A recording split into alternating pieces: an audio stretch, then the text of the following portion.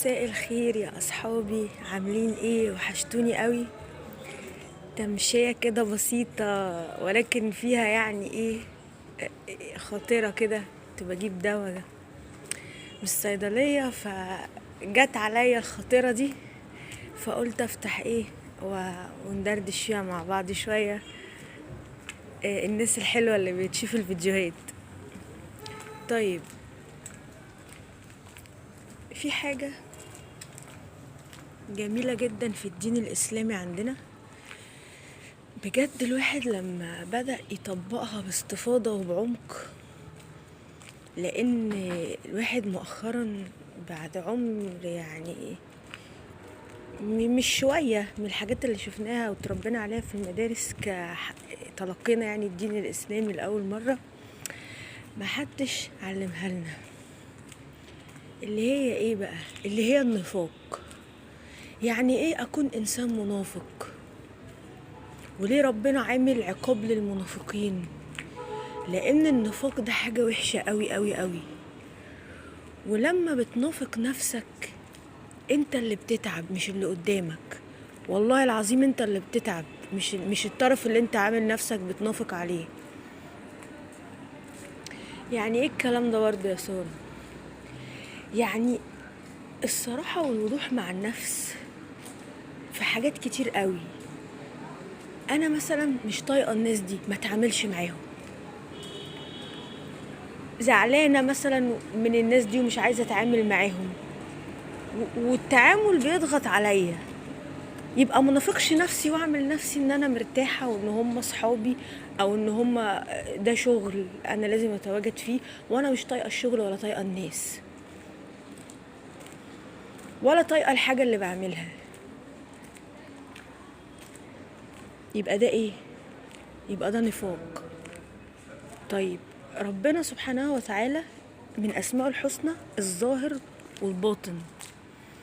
يعني ايه الظاهر والباطن؟ يعني في اجزاء جوه كل حد فينا بتبقى مخفية، ده الباطن بتاعنا، وفي اجزاء معلنة اللي هي الظاهر.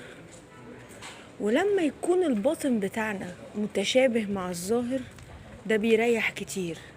لما بيكون في تناقض وبتتناسب بقى طردان وعكسيا حسب الاختلاف ما بين التناقض ده عامل ازاي. يعني انت جواك، يعني مش مثال بسيط كان نشرح حاجة بسيطة. واحد مثلا متدين قوي قوي قوي وظاهريا ما بيسيبش فرض وي وي وي، بس هو من جواه مش كده. بيقعد في اوضته ما بيصليش، مش ده اللي هو اللي مبينه للناس. مش عايز مثلا يبقى يظهر في المظهر ده، لا انا مثلا كنت عايز يعني ابقى مش كده. يبقى ده بينافق نفسه. يبقى ده لازم يشتغل على نفسه عشان هو يرتاح، مش عشان حد تاني. هو كده ما بيضرش حد، بس ده النفاق. فالنفاق بقى لما ربنا سبحانه وتعالى اتكلم عليه وقال ان هو حاجة مش كويسة ولازم نتخلص منها، وكانت الجملة دي انا سمعتها برضو. يعني مرة كنت في عرض بتاع سينما افلام قصيرة، فكانوا بيتكلموا على مصطلح اسمه النفاق الديني. فبصراحة المصطلح ده هزني قوي. يعني ممكن مثلا جاء عليا وقت انا يعني كنت بحاول التزم دينيا بصورة ما، وكنت بضحك على نفسي مثلا يعني ان انا هاجم حاجات معينة، من ضمنها مثلا الاغاني، او ان انا العب ايروبكس على اغاني، او ان اسمع. وكنت بقعد اهاجم وانهي الناس، وانا اصلا انا بحب ان انا اسمع اغاني. مش معنى ان انا بطلت او مثلا بروح وباجي او whatever، مش قصتنا دلوقتي. بس ان انا اكون يا جماعة انا مثلا ما بهاجمش بقى، ما بقولش مثلا ان هكذا، وانا في حين ان لو اشتغلت اغنية في حاجة ولا انا whatever شغلتها. بس حتة الاتساق الداخلي مع الخارجي دي مهمة قوي قوي قوي. ارجع تاني واقول النفاق في العلاقات. ودي يعني ممكن ناس كتير قوي ما تعرفش تطبقها، ولكن انا بصراحة لما بدأت اخد خطوات جدية مع نفسي،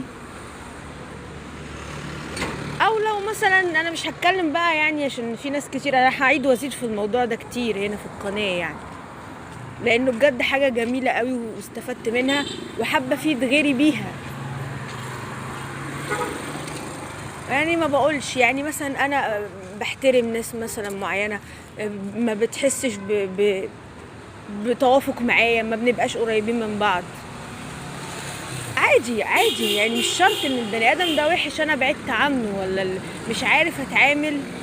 وفي مقولة كده بتقول الارواح جنود مجندة. وبرضو جينا اتكلمنا عن الشغف والقيمة العليا والحاجات دي، برضو يعني دي رسالة فشل بتفشل او بنفشل ليه في اشغال او في حاجات مهام بنعملها، لانها مش نابعة من روحنا، مش بتاعتنا، مش قصتنا، مش حدوتتنا، ربنا ما خلقناش نعملها، فده نفاق. ابقى انا بعمل حاجة وانا مثلا بتقن حاجة تانية، طب ما نعمل الحاجة اللي بتقنها. ماشي، في جميع الاحوال ممكن في حاجات ما تكونش في الاول مجدية او ما ينفعش، بس لما احرم روحي منها بتتعبني، ابقى بنافق نفسي. فدي حاجة جميلة جدا جدا في الدين الإسلامي، وأنا بشكر فعلا دكتور أحمد عمارة لأن منهجه قائم على استنباط القوانين من القرآن رغم هجوم ناس كتير ليه، ولكن الراجل ده بجد أنا يعني بدين ليه بفضل بعد ربنا سبحانه وتعالى في حاجات كتير قوي ومفاهيم كتير في موضوع تطبيق التعاليم الإسلامية والقرآنية. ولما بقى الواحد دخل في موضوع الوعي، يعني بقى صعبان عليه ان ثقافات تانية واخدة حاجات من الدين ومطبقاها وجايبة نتائج واحنا مش عارفينها اصلا. يعني مش هقول مش بنطبق، عارفينها ومش بنطبقها، لا مش عارفينها اصلا.